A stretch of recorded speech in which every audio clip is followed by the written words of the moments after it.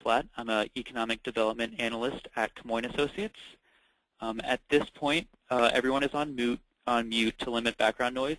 You can ask questions and respond to questions using the chat function, which should be on the side panel that comes with the GoToWebinar. This presentation will be available on the Camoin Associates blog after the webinar. And just to let everyone know, we are having some bad weather in our area, and so we've had some power outages today, so we apologize in advance if this causes any technical difficulties. But if anything does happen to disrupt the webinar, we can reschedule it or send out information regarding that. Just to start, while we wait for a couple other people to join the webinar, we wanted to get a better idea of who our audience is. So if you all wouldn't mind going to the chat box and just letting us know what city and state you're from, and maybe the organization or type of organization that you represent. And while you all are doing that, I'll go ahead and start introducing the firms participating in this webinar and Colleen LaRose, our speaker for today.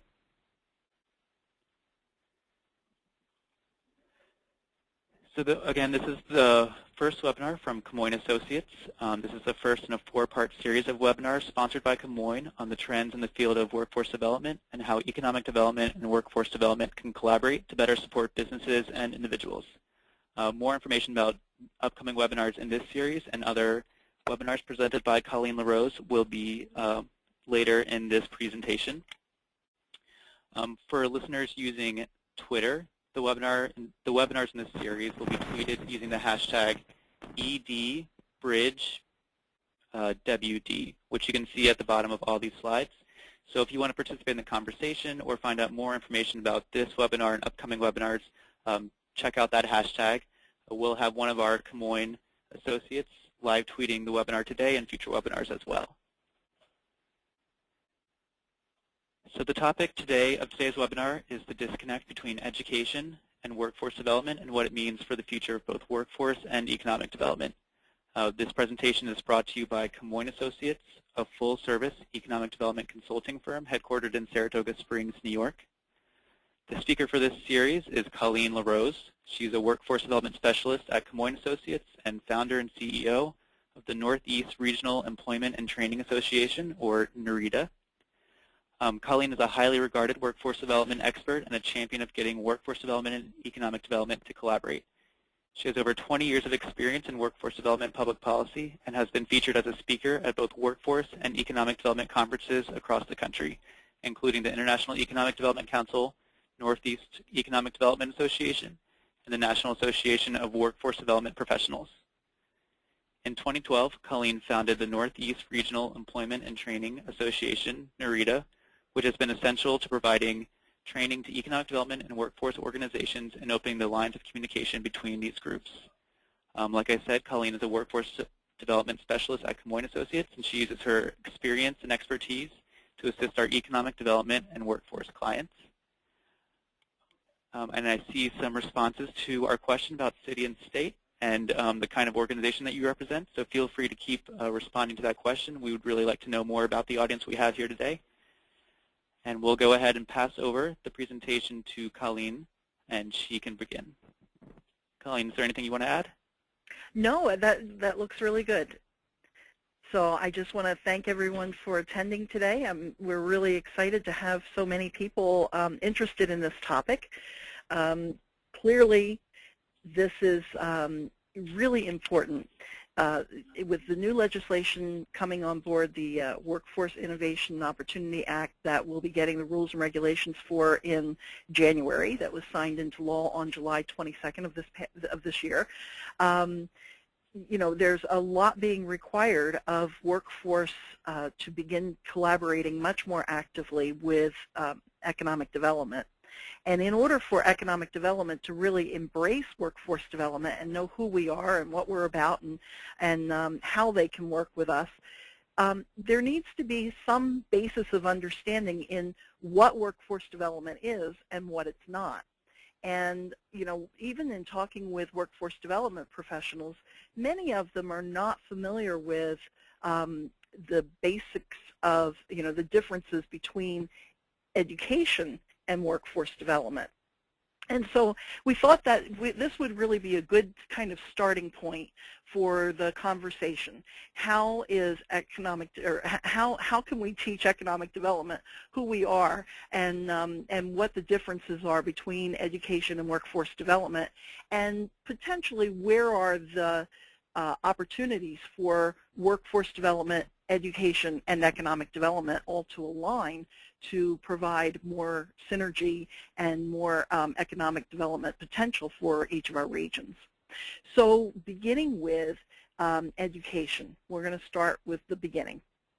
So we have to think in terms of, what is the purpose of education? A lot of employers are complaining that education does not provide to them, or the educational system in their region is not providing to them the quality of worker that they're hoping to get. And so we have to kind of think to ourselves, well, what is it that the role of education is? What's it trying to create? Does education mean the same thing as a qualified worker? And in fact, who is responsible for defining what an educated person is? Okay, next slide. So when we think about the purpose of education, there's a guy named Sir Ken Robinson who's done quite a few webinars and presentations, and he's pretty famous at this point. If you Google him on YouTube, you'll find a lot of information about him, and see some of his presentations. And I kind of stole this from him about what the purpose of education is, but I think it's pretty good. He talks about education being obviously having an economic purpose. We all want to make sure that as we're educating people, that they are able to go out into the world after they're after they've completed their mandatory formal years of education, and that they're able to go out and create some kind of livelihood for themselves. But what's interesting is when Ken Robinson was talking about IBM did a survey of employers worldwide.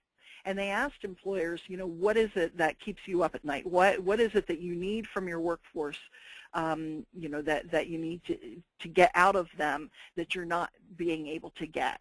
And the 2 points that worldwide employers said was that they need, number one, most important thing that they need from their employees is creativity, and the second is adaptability. And when we think about education, it's very conforming.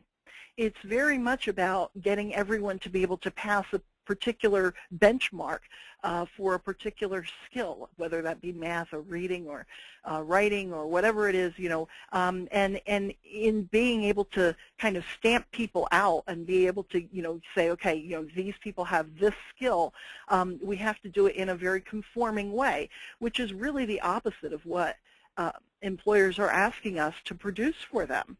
So we should, kind of put that in the back of our minds as we're going through this, and in thinking about the purpose of education and what it is that we're hoping to get out of it. The second thing is, the purpose of education is certainly cultural. We, all over the world, each individual culture wants to maintain, its identity and give people a sense of, who they are, where they come from, and, what is it that's important about their culture, and what is it that's different about their culture than other cultures, and give them an appreciation for the variety of cultures. We certainly don't want the whole world to be, all the same. That would be very boring. And then, of course, another purpose of education is social. We want people to learn how to get along with each other, be able to communicate with one another in, appropriate ways. We want them to be able to, gather without being an angry mob, right? We want people to be able to have civil obedience and be able to be involved in democratic purposes, and championing causes that they feel are important, and being able to create a world that they want, to live in. And then, of course, the fourth purpose of education is personal. And in that, we want every person to be able to rise to their potential and appreciate the diversity of individuals, be able to appreciate what is special and unique and wonderful about a particular person that may be quite different from someone else. So again, the way that we view education in testing and getting them to conform and being able to do a particular thing at a particular time at a particular age is kind of at odds a little bit with that personal agenda of recognizing the individual. Okay, next slide. So we know that education definitely does equate to getting an increase in salary. Clearly someone who has a bachelor's degree has a much better chance of having a higher salary, and in fact usually does have a higher salary than someone with a high school education. It is not, however, a guarantee. There are a lot of people who are capable of making a good salary with just a high school diploma. I think what really happens is that, generally speaking, the higher level degree you have opens up more doors for you. And so you have more choices and more opportunities, and therefore you can pick and choose, those with the higher salary if that's what's driving you. But it's not necessarily a guarantee for a job, and it's not necessarily a guarantee for an increase in salary. The people who are getting jobs, especially today, are people who have skills. They're people who have a particular skill that an employer needs, that they are required to be able to do. And it may be just on a temporary basis. So the employer might hire someone on a project basis, which is what's happening a lot in the economy today, so that the person can do that skill for them, and then that person takes that skill and markets it to someone else, and then goes and sells that skill to someone else. So it's having these skills that really is equating to jobs today, not necessarily being a fully educated person. And by that I'm referring to, the great Western ideas, the arts, the humanities, having being what we would call, in the past what we called an educated person is not necessarily what equates to getting a good paying job today. Next slide. So, it's been in the history of education, the people who are defining the role of education comes from, your local board of education. Every local board of education can manipulate or decide what, to a degree, what the curriculum is, certainly who the teachers are, who the administration is, what the priorities of the region are. They have a lot more say than what we really think, and yet most people don't vote for anything related to their boards of education. There's usually a school board vote at least once a year in your region, and people will go out for, presidential elections, and they'll go out, somewhat for Congress, to elect those. But we often ignore our local school board elections, and frankly, that's a pretty important election because that is who is producing your future workforce. But also, of course, the State Board of Education has rules and regulations under which these local boards operate, and so they help to define education. You have certifying bodies in the Northeast here. We have, for instance, the Middle States Association of Colleges and Schools that defines what the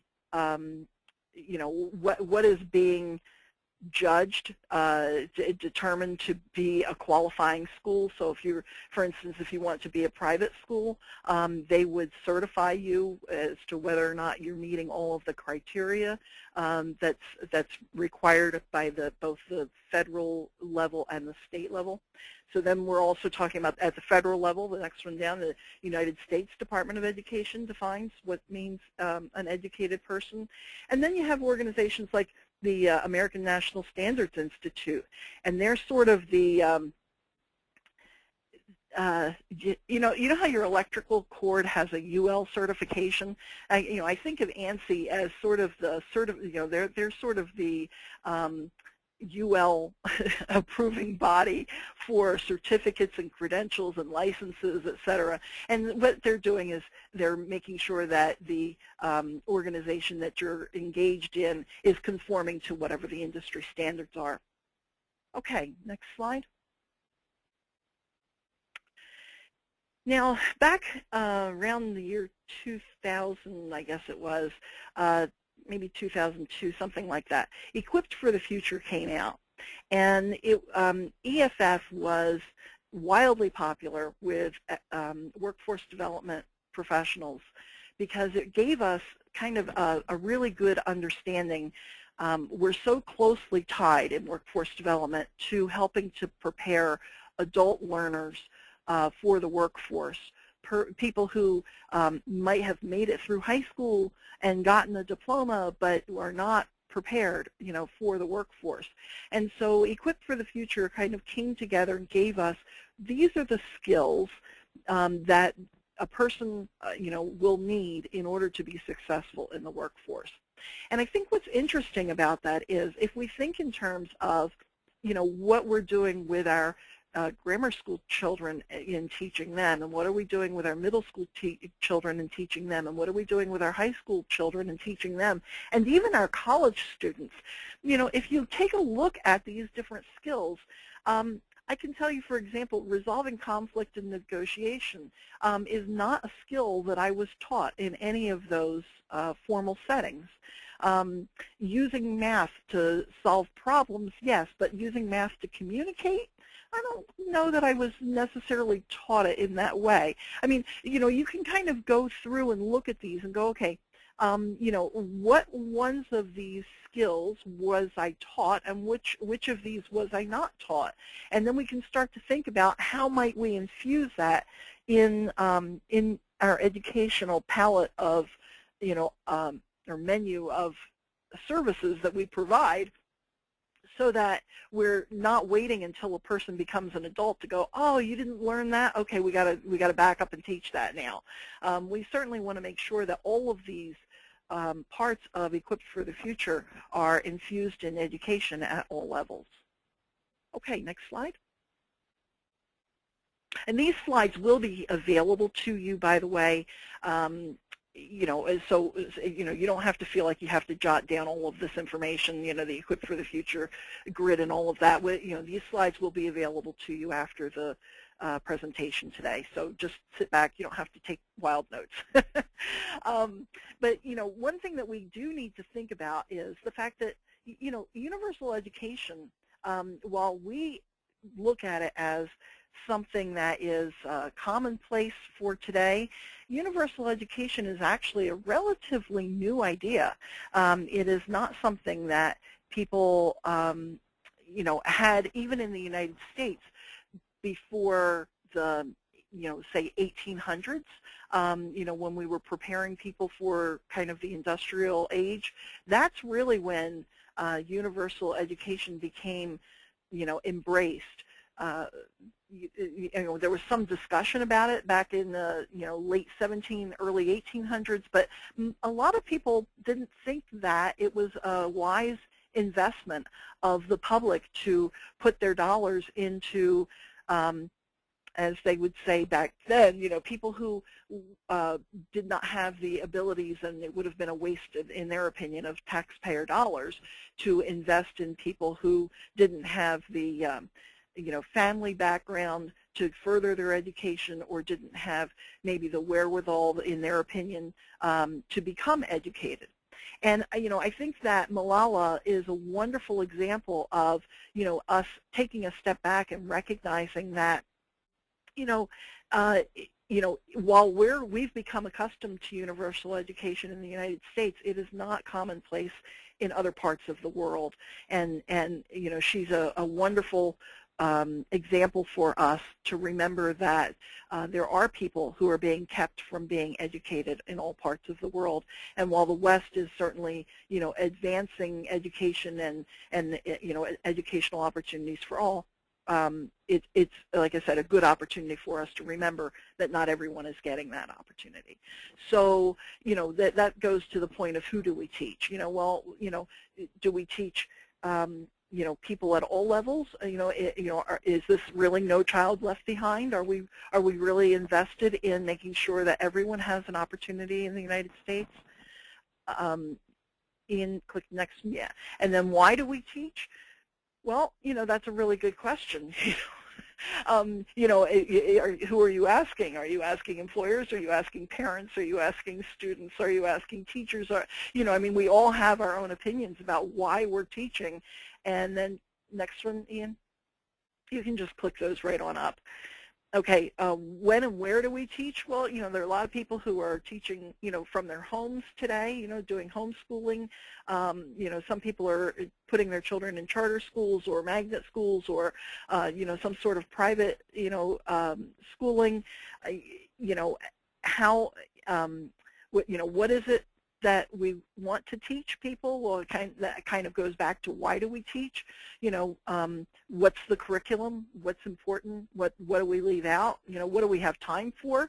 And then how do we teach? That's critical as well. Once we figure out who we're teaching and why we're teaching, what it is that we're teaching, then we have to figure out, how do we get these messages across?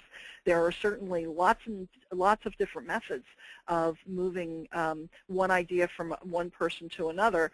And, the Khan Academy, for example, is a great example of, kind of turning education on its head, right? There's the idea of the flipped classroom now where you do the homework during school hours and then you learn the new concept at home, on your own. There are all kinds of new, I'm sure that, you probably at one point or another in your educational career had some point where you were a guinea pig, because honestly, we don't know. We don't know what the exact right way is to teach people, and it may be different based on the personality of the person that you're teaching.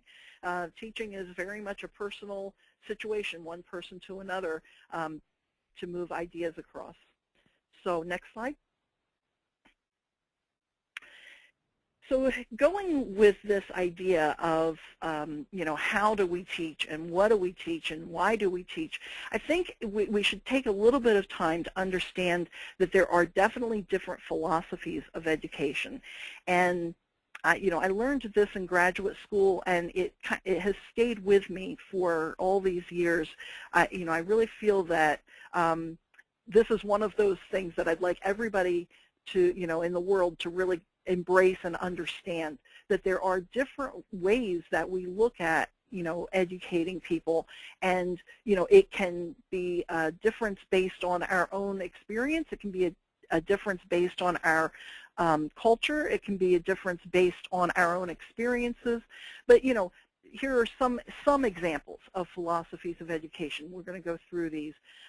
An idealist is, do you think that a person's individual ability is what's most important, that they should be looking at, things through their own intuition and their own insight and utilizing their own logic in making decisions about, how things should be in the world.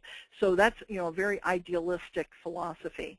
And then there's the realist who says, no, it should be an objective, kind of using sensory modeling, and it should be centered on science and math, and only the things that we can see are the only things that are true, and they're the only things that we believe. And then you have the pragmatist, who, each, keep going in, and I'm not going to read all of these to you. I know you can read, but, you have the existentialist and the perennialist. Now, I do want to stop and talk about the perennialist just a little bit, because the perennialist is what we believed an educated person to be back in the 19th and 20th centuries. We really believed that embracing the great ideas of Western civilization were, what was important, in order to qualify a person as being an educated person. So, English literature, the history of the world, world civilizations, those kinds of things, understanding, where we came from, what the great philosophers of the past believed were the ideas behind a perennialist education. And that's really where our educational system has been historically. So that one is important to pull out. Keep going, Ian. Now, another one that's important to pull out is an essentialist, because an essentialist is sort of more along the lines of what our employers are saying to us, which is, what we need from education is we need people who are able to do practical skills, who are able to get along in society and able to, I'm sure you've heard people say, can you balance a checkbook? Do you know how to vote? Do you know how to, get a job? Do you know how to budget your income? These are all kinds of essentialist skills. And, are we taking the time to teach people those skills? Okay, keep going, Ian. So anyway, here are some other ideas, of what education philosophies are, and you probably want to take a little bit of time and read each one of those and think for yourself, like, where are you? Or it's not really even a continuum. You can't really say one is to the left or one is to the right or anything like that. It really, has deep-seated meaning for each one of us as to what education should be. And again, that has a lot to do with how we were raised and who we are as individuals. And that's a really hard thing to come together on when, these local school board meetings, it's no wonder that they're contentious, because we're asking people to come together and agree on how people should become educated. And, that's a very individual idea or opinion about how that should happen. And, and then, when you think in conforming ways, well, we have to do it all the same way in order to, have a system of education, it becomes very difficult to get people to agree to, what kind of system you're going to have. Okay, next slide. So, as I said, prior to the Civil War, we were very much centered on a perennialist education philosophy here in the United States. And then there were the Morrill Acts of 1862 and 1890, which were about the land-grant universities. This was an opportunity for the United States to provide land that regions would take upon themselves to sell off as parcels and utilize that money toward educating the people in that region. And it was much more about teaching them practical skills, such as in agriculture and, engineering and, things that they would be able to use, specific workforce skills to help to develop the economic development of that region. And so that, when I think about workforce development, I really think that that was really the first time that we used public investment in order to train people for any kind of vocational skills. Okay, next slide. So, I've talked a lot about education versus skills. There used to be something that the Department of Labor had out called knowledge, skills, and abilities, KSAs. And knowledge was, academic information. I like to think of that as, like what people on Jeopardy know how to do. How much trivia can you retain in your brain? So it's very much a cognitive situation. Skills, of course, are your ability to demonstrate something that you can do and perform a task. I think abilities is very closely tied to that, so I don't separate those out. But as I said, the Department of Labor used to, and many people still do. I think that there are a couple of other things, though, that are worth mentioning when we talk about education versus skills, because we hear employers talk all the time about soft skills. And soft skills are really when they're talking about, they're talking about, we talk about a person's intelligence, and then we can talk about a person's emotional intelligence. Like, do they recognize when someone is sad or or mad, or how well are they able to get along in society by having those appropriate social skills. Well, there's some, like going beyond just having those social skills is that workplace intelligence with, if your employer is really angry with another worker, it's probably not a good time to go in and ask for a raise. If you've been late every day for the last 2 weeks, it's probably not the right time to ask to work on a special project that you want to work on. I mean, there are just some things that, people need to understand what workplace intelligence is and how to get along in the workforce.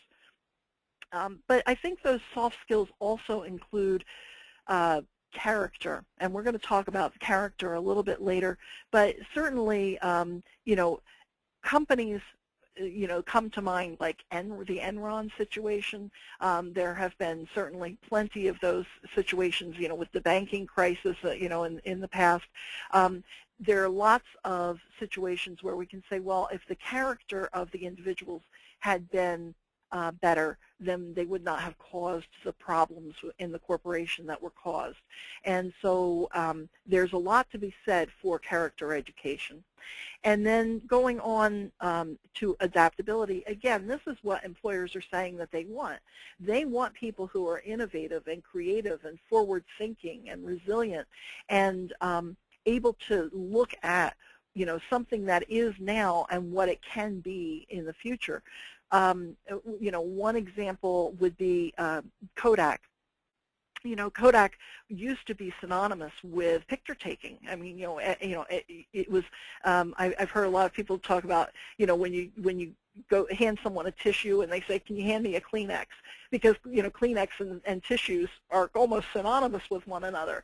And Kodak, back in the 70s and 80s, was really, almost synonymous with photograph. Oh, I got, I remember people saying, "Oh, I got a Kodak of that," or "It's a Kodak moment," or those kinds of things. Well, Kodak is now in bankruptcy, and yet people are taking more pictures than they ever have. We're being pictured to death today, with Pinterest and Instagram and all of these websites that Shutterfly. And so what happened to Kodak?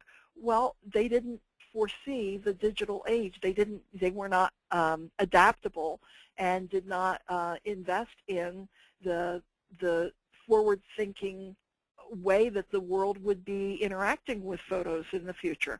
And they were kind of very stuck in their in the way that they were doing things, and they became a dinosaur. And so it's certainly understandable why employers are looking for employees in a workforce that is adaptable today. Okay, next slide. So, when we talk about, well, what is a quality workforce, we have to think in terms of, yes, it's the education level of the people who we're bringing on. But is that really all, that it is? I mean, if someone has a PhD, is that it? Is that all we need? No, we need more than that. They need to be able to do skills that are required of them. They need to be relatively healthy, because the length of time that you can utilize their skills and their knowledge is important. And as we talked about before, character, adaptability, those other things, I think that they're also part of a quality workforce. But another thing that we don't talk about very much is engagement. And I think one of I pulled this from Strengths-Based Leadership that was written by Raff and Conchi for the Gallup organization. And I think that this is really important, that only 9% of employees are engaged when they're not focused on what their strengths are. But when you can focus an employee on what their strengths are, then they go up to 73% engagement. Well, if you've only got an employee that's engaged at only 9%, you're really not getting the full value by any means, out of that employee being in the office.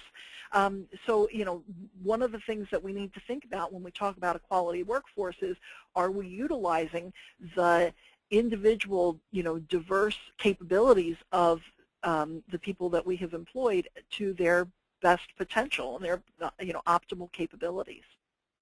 Okay, next slide. It's important to note that when we're talking about workforce quality, it's very important to note that economic development absolutely recognizes workforce quality as the #1 reason that employers locate in a region and or that they want to stay and grow in a region. And so this is more important to them than tax incentives. It's more important to them even than quality of life in a region is the quality of the workforce. Do they have people who have the skills, the adaptability, the education levels? Do they have a reasonably healthy workforce? Do they have people who can do the job for them that they need done? Okay, next slide.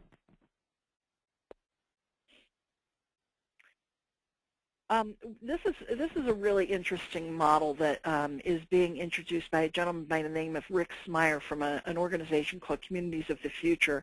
And he talks about the fact that we really have 3 economies that have converged upon us all at one time. We're really not completely out of the Industrial Revolution yet.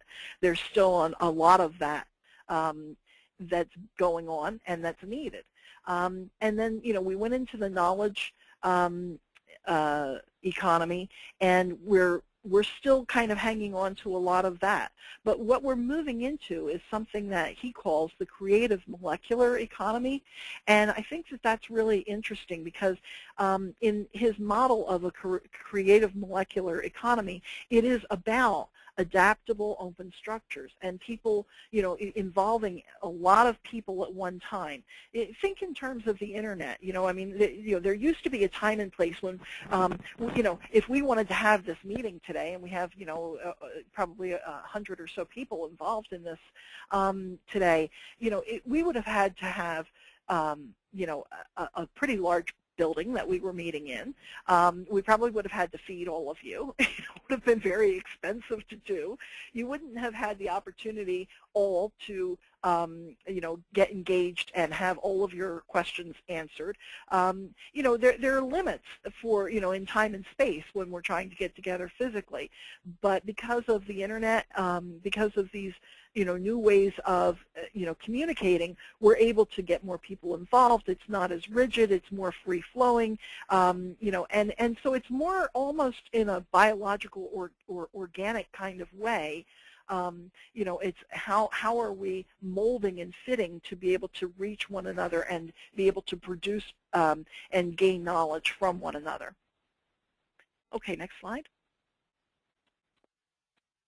So we talked about this a little bit. Again, this comes from this Dr. Sir Ken Robinson, that, he talks about, we're educating people, often by, as he calls it, the date of production. So, if you were born in 1973 and then you graduated in, whatever year that was, I should have done my own. So I was born in 1962 and I graduated in 1980. Then, it's, does that, does everyone who graduated with me, were they appropriate for graduating at that time? Maybe some of them would have been appropriate for graduating, 4 or 5 years earlier. I don't know if any of you ever watched The Big Bang Theory, but, I know that, one of the characters on there, Sheldon, talks about graduating, I think it was from high school at age 11 or, and because he was so far advanced, academically from the other students. Typically, we don't do that with children. Typically, we keep them in their age grade as much as possible because of social reasons. But, are we in some ways, squelching what their potential is? by keeping them from being able to rise to their potential?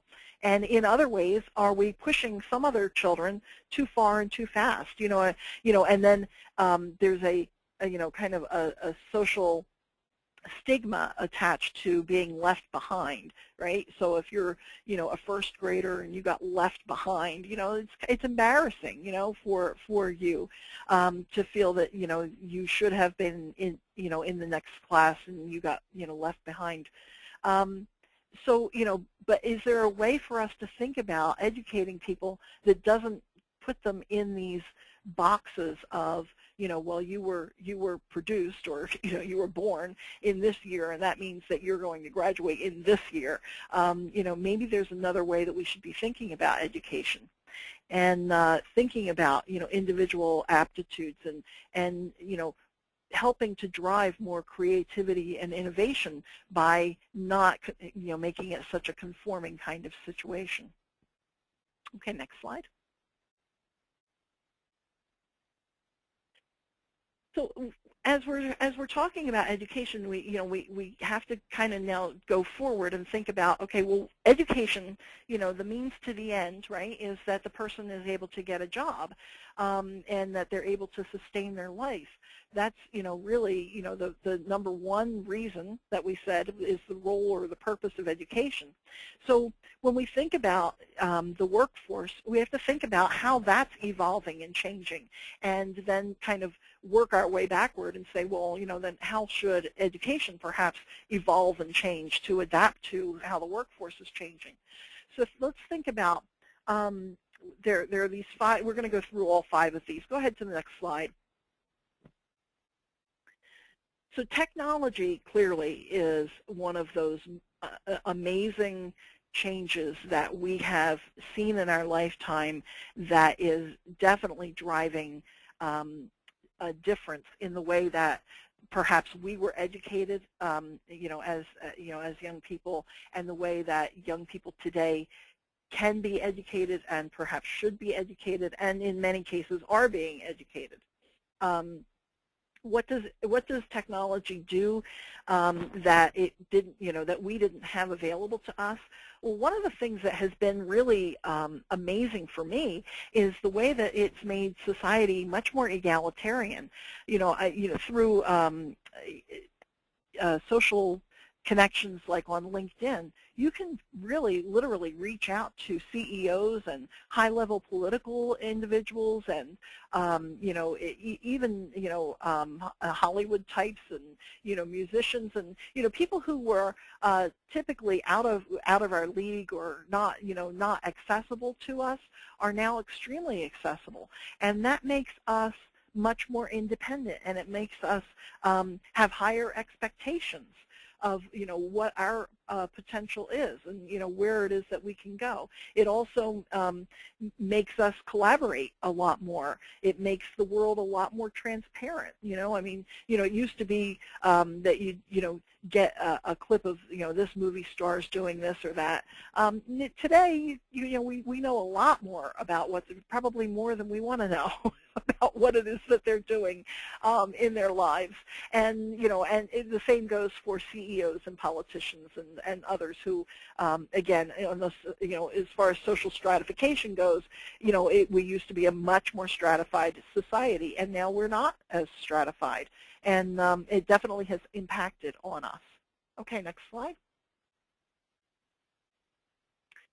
So, it's really important that we have this idea of innovation and adaptability. Again, this is, I keep bringing this up, but this is what employers are saying that's really important to them. But, we need to have creative confidence. We need to be able to say, I am capable and willing to step outside of what I've been taught or what I know to be true. What my senses tell me. I'm willing to step outside of all of that. I mean, I'm sure you've heard the term, think outside the box until you're blue in the face. But, truly, are we providing, the education for our future workforce? Are we thinking in terms of providing them with creative confidence so that they can go into the world and say, okay, yes, this has never been done before, so what? That doesn't mean it can't be done. Okay, next slide.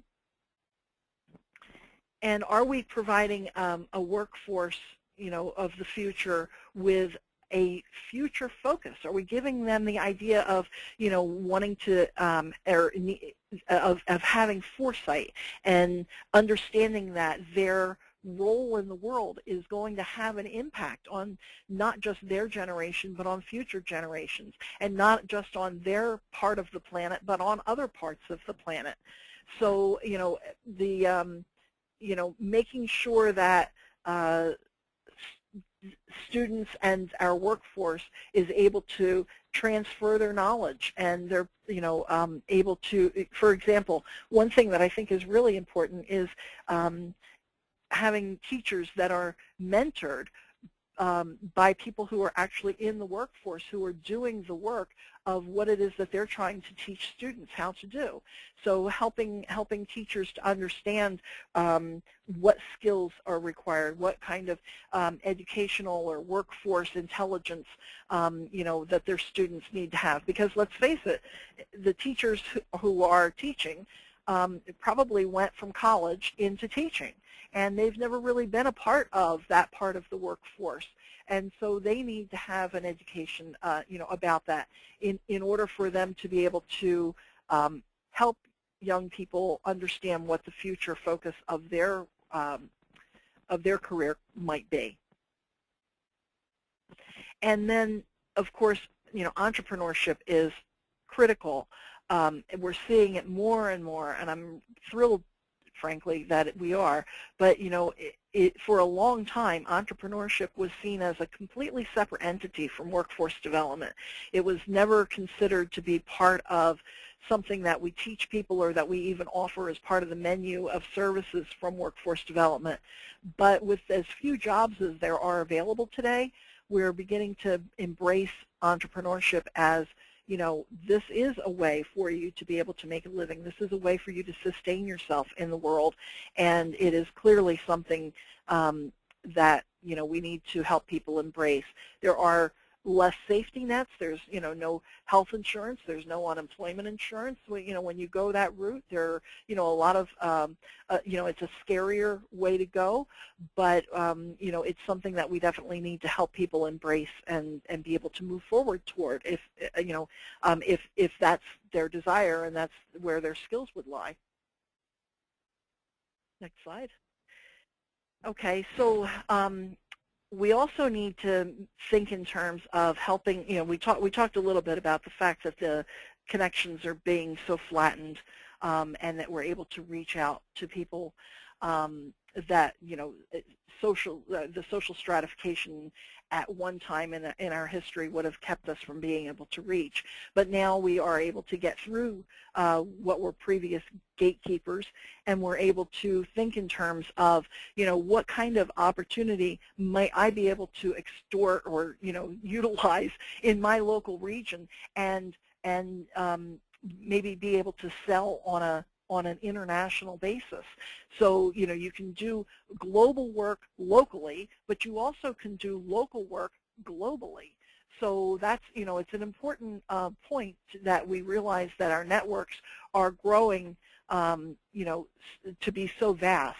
And we need to help people understand how to use that and give them the encouragement to try those things, and not to be fearful of stepping outside of what their parents or their grandparents had done previously with their their educational capabilities and what they could do. We are capable of doing much more. Okay, next slide. Hello? Uh-oh. Hello? Yeah, are you looking for the organic financing slide? Yeah, no, my computer just went completely dead. So bear with me 1 second, everybody. I don't know why this happened, but these things happen, so give me 2 seconds to find out what's going on with my computer. Okay, So we're on the organic financing. Whew, okay, we're back, guys. Sorry about that. Okay, so accessing, you know, a lot of us have heard about crowdfunding, that we are capable of, you know, actually getting financing from from local people. We don't have to, you know, go to a formal organization anymore, you know, to get capital to fund a potential entrepreneurial venture. There are also things that people are doing now called DPOs, which is direct public financing, and that's where they're kind of creating local stock markets, if you will, selling shares in order to, you know, create an entity in their region. So, for instance, in Saranac Lake, New York, they wanted a department store, and so their the corporate department store that they had went out of business, and the locals got together and decided that they need a department store, and they went together and used stock opportunities locally to create that entity that they decided they needed.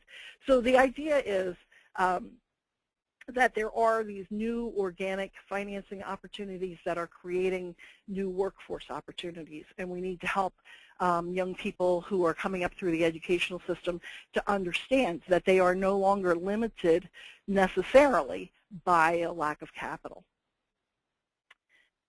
So then we're on to talent, and we have to think in terms of, you know, right now there is a lot of emphasis on the idea of temporary jobs, and, you know, doing a, you know, like for a project-oriented environment, as opposed to getting a job in which someone pays you to be there full-time, permanent, you know, for the next 30 years. So you're much more likely to have just, you know, a temporary situation, and it causes you to have to be much more entrepreneurial. And it does, as we said, it doesn't have as much security as there once was with health insurance and 401k and unemployment insurance and those kinds of things. And then we also want to talk a little bit about the skills gap. You know, there's a lot of discussion about the skills gap and, you know, whether it really exists or it does not exist. And we don't have really a lot of time to go into that today, but certainly there are reasonable arguments on both sides of that debate. And what's important about it is that we look at what it is. Let's define what we mean when we say skills gap. You know, are we talking about the soft skills? Are we talking about the hard skills? Are we talking about the academic skills? You know, what is it that specifically that employers are talking about when they say there's a skills gap, and that they have a need that's going unfulfilled?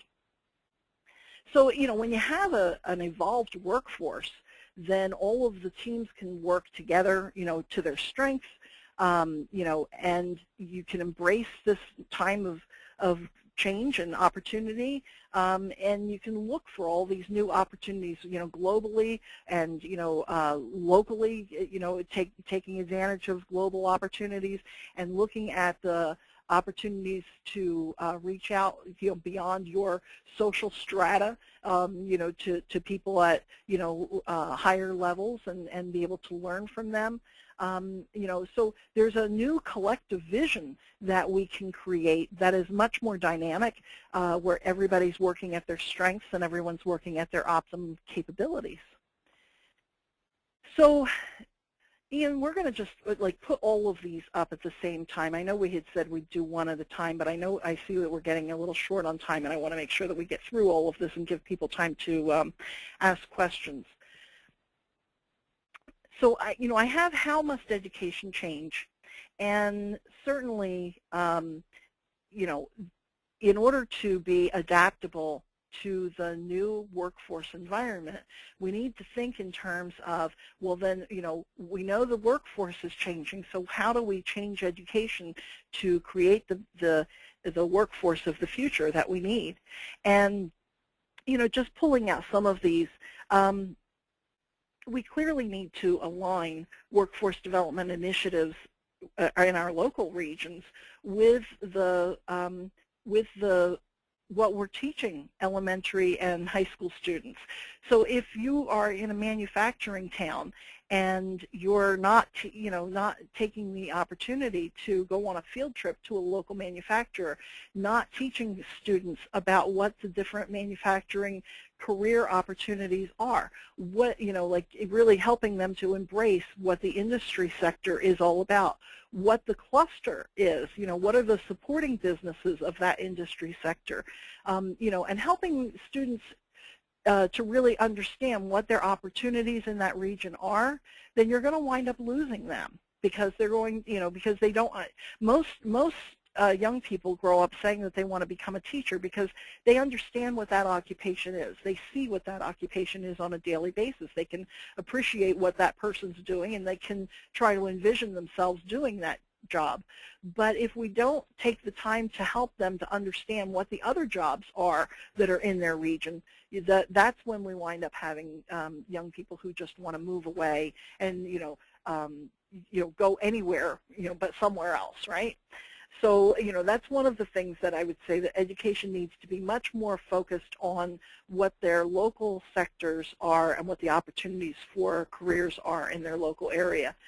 And certainly when a young person goes into college, often we don't talk to them about what their career is going to be until maybe their last semester when they get an internship. And that's really the wrong time to talk to them about what their career is and where, what they're striving for.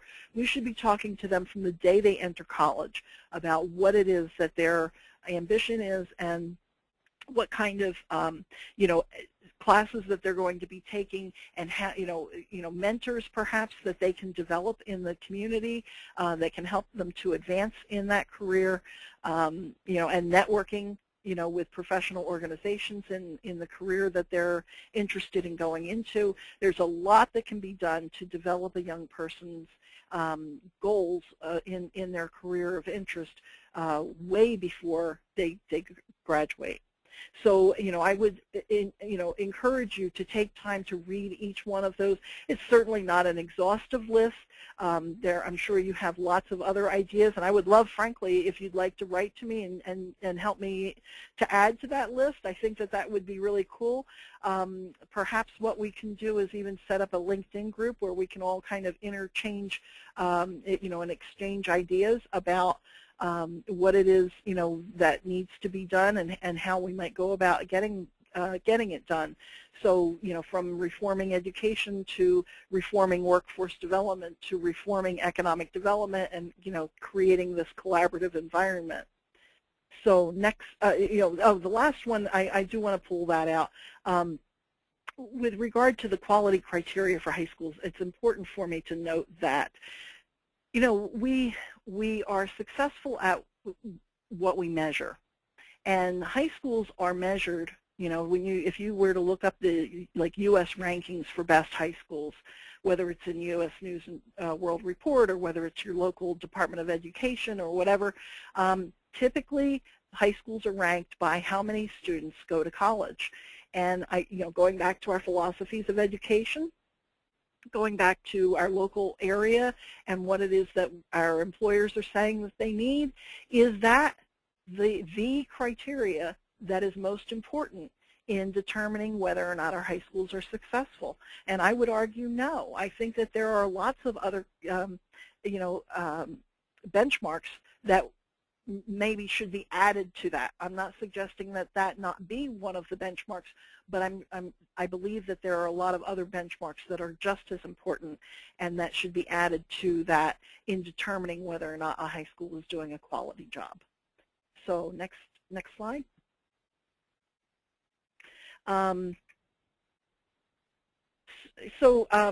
We did talk a little bit. I'm not going to kind of go over this again too much. We did talk when the EFF slide was up, and also about character education, but certainly ethics and citizenship and conflict resolution. There is something now called workplace readiness skills. There are a couple of different companies that are providing certifications for workplace readiness, and some of them are more academic based, some of them are more soft skills based. But nonetheless, it gives employers a comfort level that this person at least has a certain level of workplace intelligence, that I can depend on them to do a certain level of work because they have this workplace readiness certificate. So I think it does have a value. We're going to talk more about workplace readiness certificates and their value in the next webinar that we do about the role of workforce development and the history of workforce development. So I'm starting, I see it's almost 2 o'clock, and I want to make sure that we get through all of this. We've got a few more slides, so just bear with me. We will have some time for questions and answers, I promise. So again, what's important in the workplace today is having the skills that people, that employers need in order to get the job done. If you have a particular skill, you can probably get a job. You can probably market that skill and get a job faster and easier than someone who has a quote-unquote education, has like a broad-based academic knowledge. However, if you only have that skill and you don't have that broad-based academic knowledge as well, it's less likely that you'll be able to keep that job. So we really need both, right? And it's a matter of time. How long do we spend in the school day educating people? Should we be educating people through the summer? Should we not have holidays? Should we be requiring people to be self-educating, at home with the internet, et cetera. So, there are lots of opportunities for us to begin thinking in terms of maybe maybe we're not doing enough, because we certainly need both skills and academic knowledge. So, even after we get people skilled up, educated, make sure that they're creative, make sure that they're workplace ready. We've got everything in place, right? This person is prepared for work, but will they have a job? Well, that's kind of like the whole point to it, isn't it? If they don't have a job, that's kind of frustrating for us as a system, both as the education system, the workforce system, to have people go through and not be able to find a job.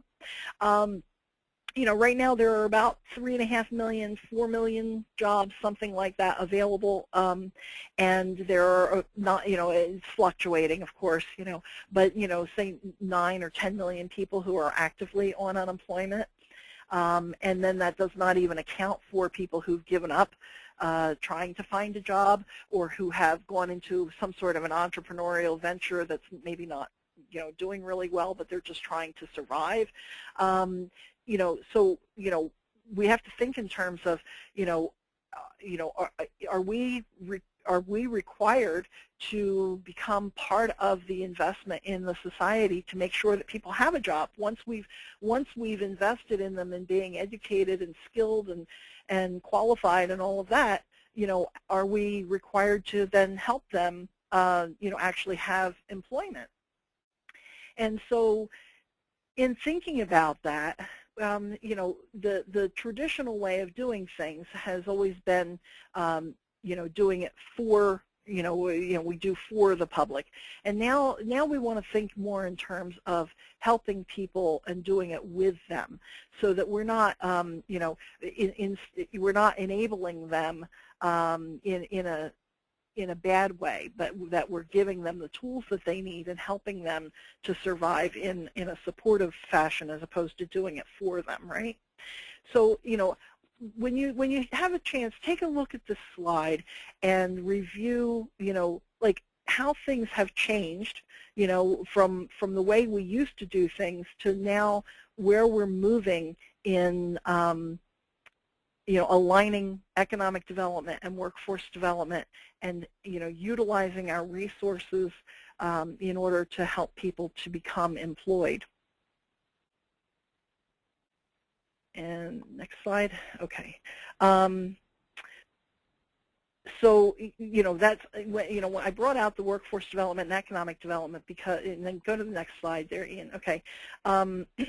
Because really the way that things have been in the past is that we've had business, government, and education, pretty much the big circles there, and then economic development has been sort of way up between business and government, but really has not touched very much to education.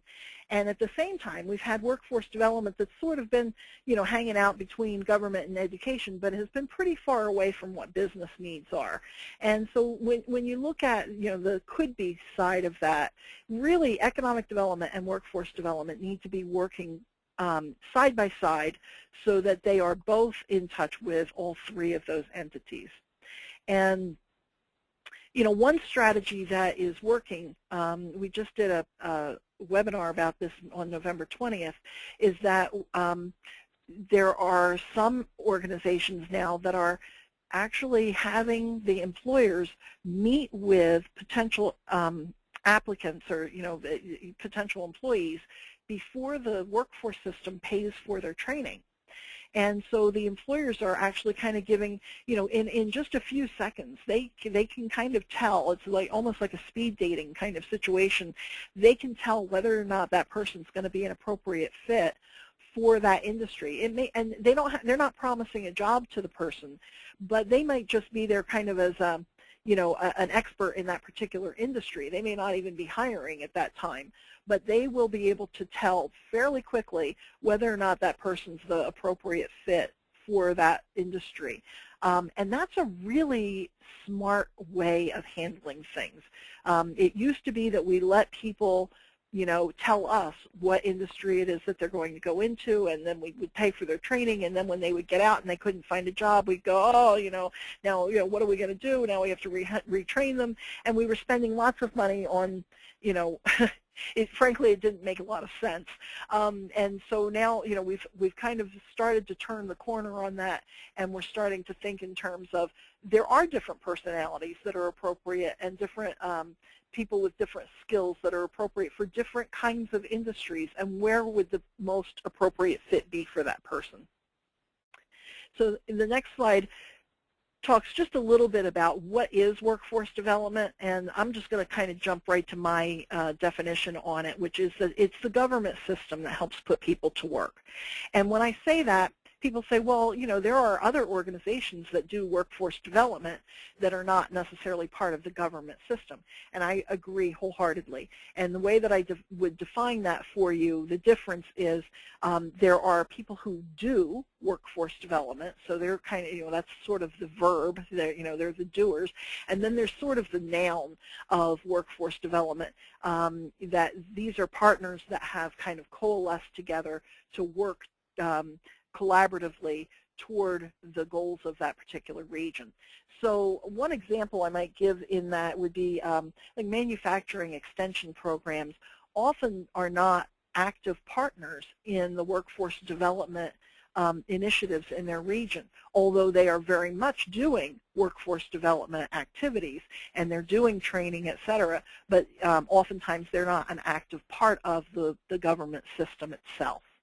So, I just think it's important that we understand what is workforce development and think in terms of, here, the next slide talks about what the workforce development does that education doesn't do or can't really do.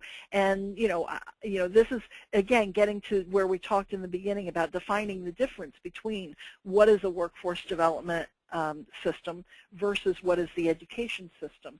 And a lot of people will say, have over the years said to me, well, why isn't education, why do we need workforce development? Why isn't education doing that work?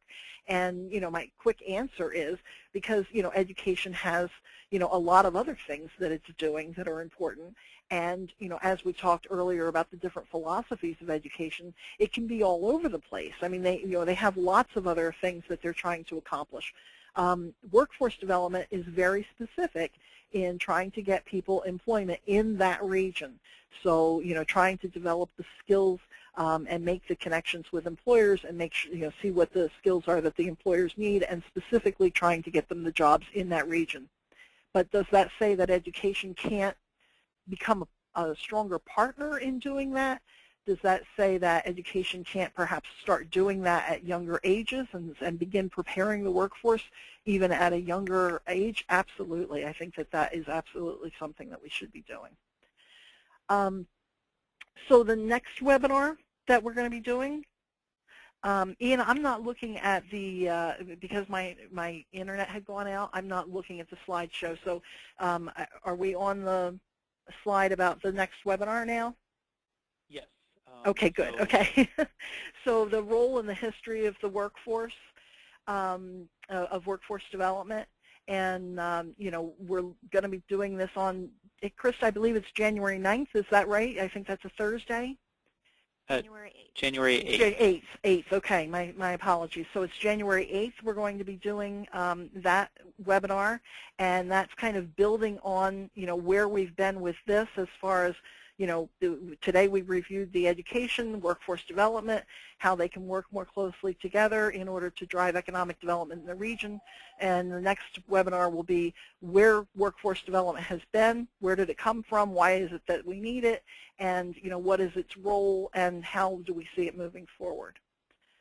So now I encourage you to, you guys, Krista and Ian, you're going to have to feed me any questions because my internet went down, and so I don't have a live connection right now. Certainly, we can do that. So please use the chat function to send us any questions that you might have about these presentations. We have a couple in the queue already, but if you have any that you haven't asked at this point, please feel free to chat with us about that. If you have to leave or we don't get to your question in time, feel free to email me. I'll put up my contact information, and we can respond to your question at that point. But the first question for Colleen is, what are some examples of workforce development tactics economic developers can apply to develop the modern-day skills that employers are demanding? Okay, can you do that one more time for me, Ian? I'm sorry. Sure. So I think what Steve Masso wants to know is essentially what can economic developers do to help orient the workforce and education system to the skills that employers are demanding? Well, that's a great question, Steve, and I think that that's absolutely where Camoin is helping to work on this. Under the new Workforce Innovation and Opportunity Act, the legislation is asking us to be more sector-oriented. It's asking us to, when I say us, I'm talking about the workforce development system. And I think that the workforce development system is sort of the liaison between economic development and education. And so I would suggest that economic development working more collaboratively with workforce development and going out and doing employer interviews with a shared database so that you're gathering business intelligence in the region. And here's a really simple thing: that asking the same questions of employers, so that then you have comparisons that you can make. I mean, so often we have the colleges going out and talking to employers, and you have business services representatives from the workforce system that go out and talk to employers, and of course, you have your Chamber of Commerce that goes out and talks to employers, and economic development goes out and talks with employers, and you're all asking them, maybe similar but somewhat different questions. And usually there's not one database where you're gathering that information and able to kind of make heads or tails of it. So I think that really, the beginning of this is just coming up with a good system for being able to work together and be able to gather the information in a comprehensive and logical sequence, and then be able to make some decisions about your region based on that. And that may mean then going to those local school board meetings and saying, we've gotten this information from our businesses, and we need to infuse this, that, or the other thing in our curriculum because, the students that we're producing are not appropriate for what our local employers need. Did that answer your question, Steve? And Steve, we will be addressing that question in much more detail at one of the upcoming webinars. I believe the one in March is focused specifically on how economic development and workforce development can better collaborate. Our next question is from Huntley Miller, who works in the workforce development field in West Palm Beach, Florida. And Huntley is asking how you would rank communication skills, including presentation, teamwork, writing, and persuasion skills in terms of how they rank in this modern workforce needs for employers. Well, clearly, we can't be anything to anyone unless we can talk and write and make our ideas known.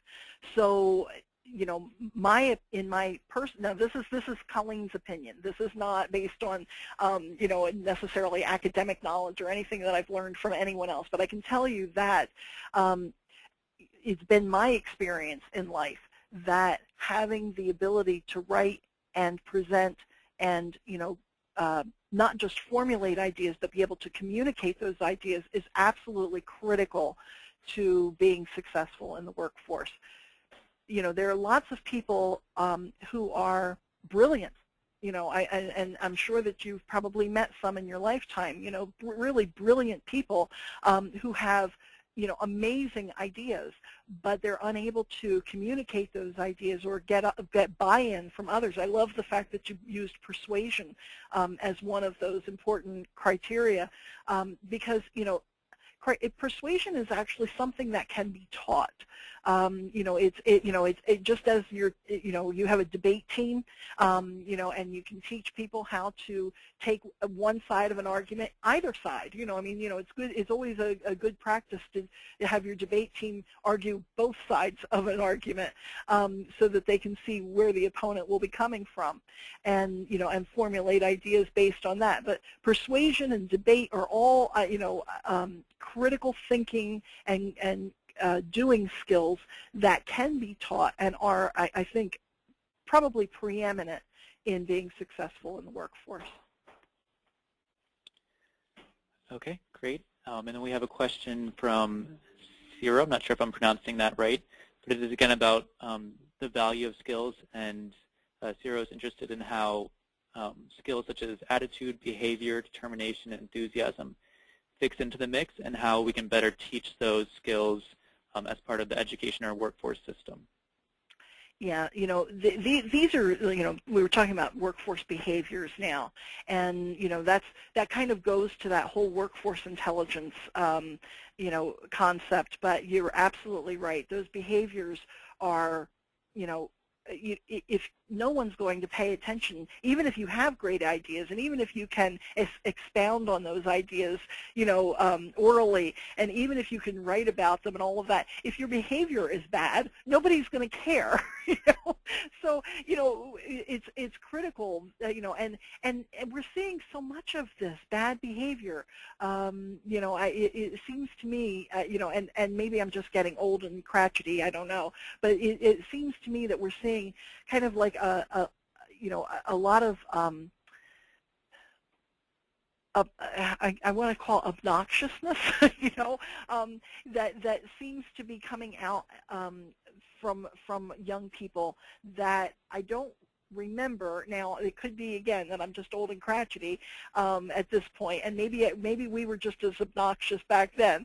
But, I think that it's clearly important for millennials, in order for them to be able to get along in the workforce, to, we talk a lot about, like, what can the workforce do to accommodate them, but I think that's a two-way street. I think that we need to also be teaching millennials how it is that the workforce is going to expect them to behave, and some of that is that civility. And, I remember going to a very impoverished region, and we were talking with young people about what it is that they felt that they needed to be taught in their school that they might not be getting.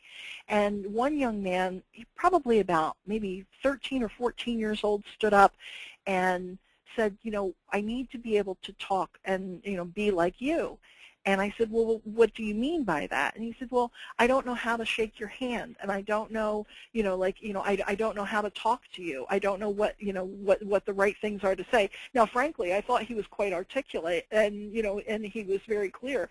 But what he was telling me is that these are almost kind of like we used to call them charm school skills, that we are ignoring in young people, and we're not really investing in teaching them those social and behavioral skills. And again, those are skills that can be taught. They are cultural, skills that we absolutely can imbue in our young people and have expectations for them to be appropriate in their behavior. One thing that I've been really happy to see is the angst that's been going on with through the media with the fears of police brutality, etc. And what we've been seeing is not a lot of violence, and not there was the one outbreak of violence in Missouri, but for the most part throughout the country, what we've been seeing is a nonviolent reaction, and that really has given me, a lot of encouragement that maybe we've done a better job raising the children of this generation than what we thought we did, because we're seeing, the fruits of our labor are being demonstrated, and these will be the leaders of the future.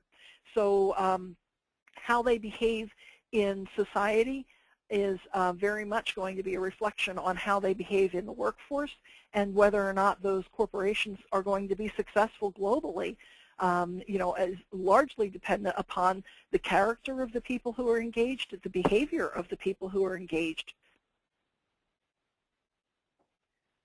Okay, we actually have a couple more questions, but I just want to intervene really quickly here, remind everyone that you can find more information about the upcoming webinars on our blog, which you can see the web address here on this slide, and the presentation from today will also be posted to our blog.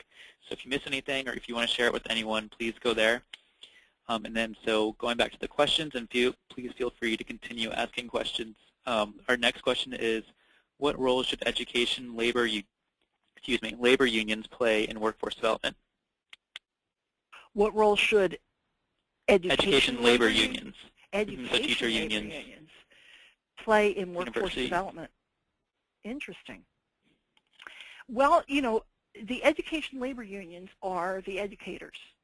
Ultimately, these are the individuals who are on the ground floor, who know, how to engage with young people and how to move ideas from that. Education ultimately is a teacher and a learner, right? It's moving an idea from one person to the other, or teaching a skill from like getting one person to be able to demonstrate and get the other person to be able to accept and learn how to do that skill. And so I think that the teacher unions are clearly of high value because they are a collective in how to teach. But I think that having the teachers union be more engaged with other unions, frankly, other corporations that are looking for what the skills are that need to be developed are really what's going to be critical in helping to develop the workforce of the future. So should workforce development be involved with teachers unions? Yes, but teachers unions need to also recognize that their greatest value is in understanding what needs to be taught, how it needs to be taught, and what it is that they're trying to produce in the end. Great, thank you. And then our last question, unless anyone else wants to write in with a question, is from Matt, who works at MZ, which is a data provider. And he says he agrees that workforce quality is the most important factor in terms of business location, but he doesn't think it's universally recognized yet. Do you have any suggestions as to how to sell the importance of workforce quality to employers in your region or who are looking at your region? Well, I think, a part of that, Matt, I think has to do with defining workforce quality, right? I mean, I think we're all kind of just beginning to understand what we mean by that, and how do we get there? We haven't really figured out even what education quality means yet, and we've been doing education for a lot longer than we've been doing workforce development. So, understanding what workforce quality means, it's not just people who show up on time. It's, I mean, we're out of that industrial age. A lot of people are working from home now, or they're,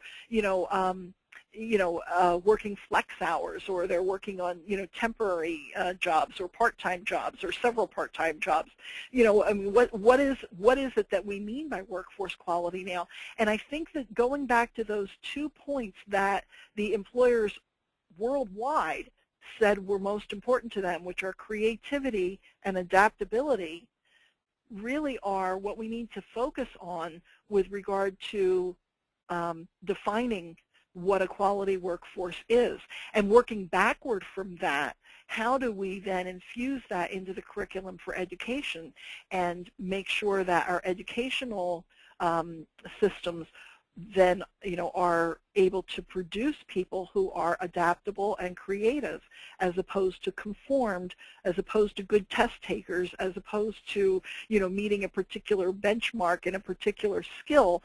How do we get people, how do we a lot of times, when you look at education, we're actually drumming out creativity, and we're drumming out adaptability because, we're trying to get them to conform. And so I think we need to almost rethink everything that we're doing.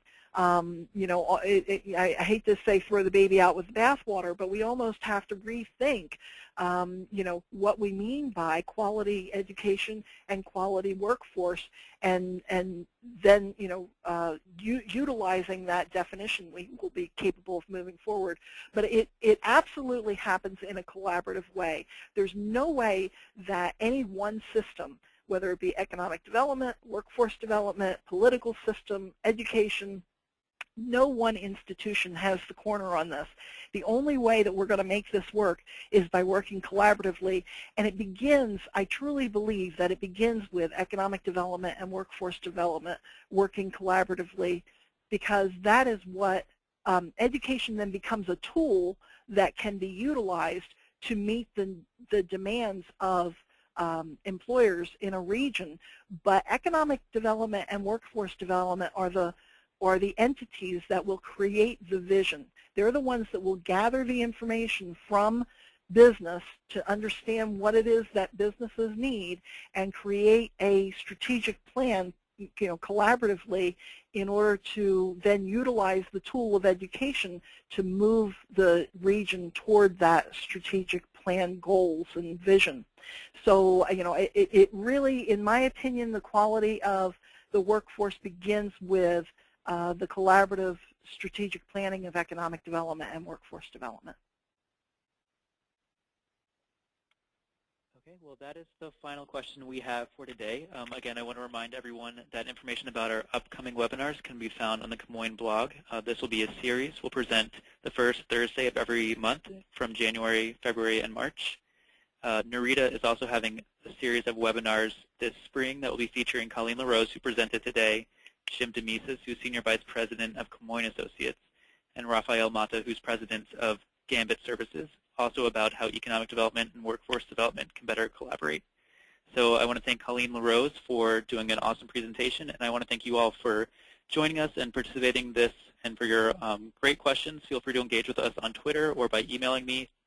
I'll again put up my contact information, and we'd be happy to hear about more questions or your experience in your region working with workforce and economic development. So thank you all, and have a great day.